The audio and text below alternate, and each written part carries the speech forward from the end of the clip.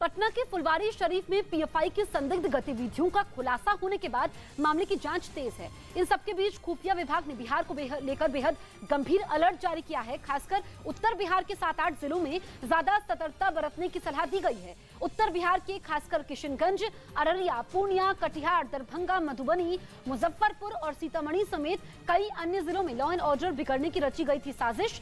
IB ने भी संबंधित जिलों को खासतौर से चौकस रहने की हिदायत दी है।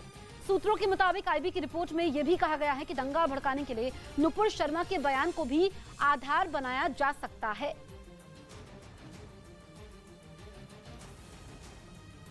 तो बिहार में पीएफआई की संदिग्ध गतिविधियों के बीच आईबी ने अलर्ट जारी किया है।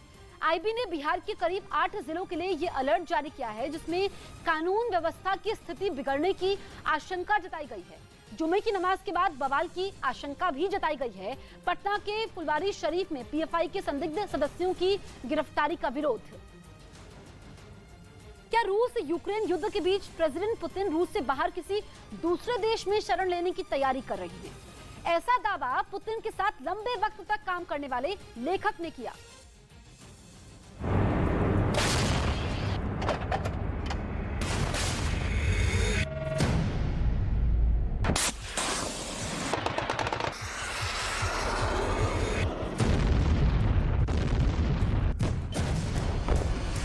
बारूदी मरघट,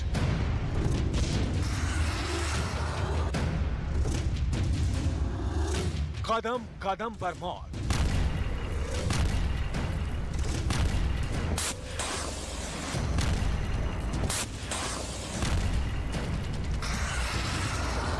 बम धमाके से कब धरती फट पड़े, आसमान से कब मिसाइल की शक्ल में मौत बरस जाए, कोई नहीं जानता। युद्ध की बड़ी भारी कीमत चुका रहा है यूक्रेन, लेकिन खामियाजा उन्हें भी भुगतना पड़ रहा है जिन पर युद्ध थोपने के आरोप हैं।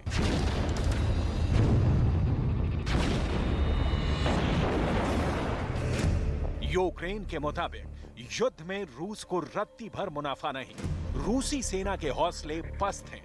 रूस के हथियारों की धार कुंद है, जिसका एक सबूत है ये तस्वीर।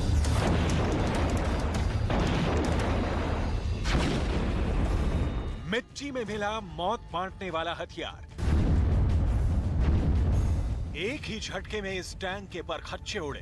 कंधे पर रखकर दागी गई मिसाइल ने टैंक की धज्जियां उड़ाई।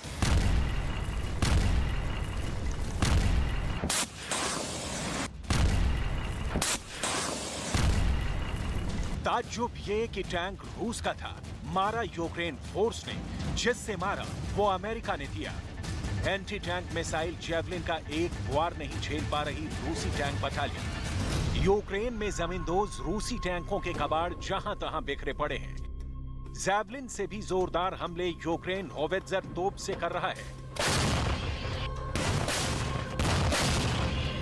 वतन की इंच इंच जमीन के लिए यूक्रेन फोर्स ने पूरी जान झोंक रखी है। रूस की सेना फिलहाल कई फ्रंट पर बैकफुट पर है। इस बीच रूसी फोर्स का मनोबल तोड़ने वाला बहुत बड़ा खुलासा हुआ, जिसमें दावा किया गया कि प्रेसिडेंट पुतिन जल्द रूस छोड़ सकते हैं, क्योंकि यूक्रेन से युद्ध जीतने में रूस कामयाब नहीं हो पा रहा। युद्ध में रूसी सेना के 15,000 जवानों का नुकसान हुआ। यूक्रेन से युद्ध में रूसी सेना के 45,000 जवान गंभीर जख्मी हो गए।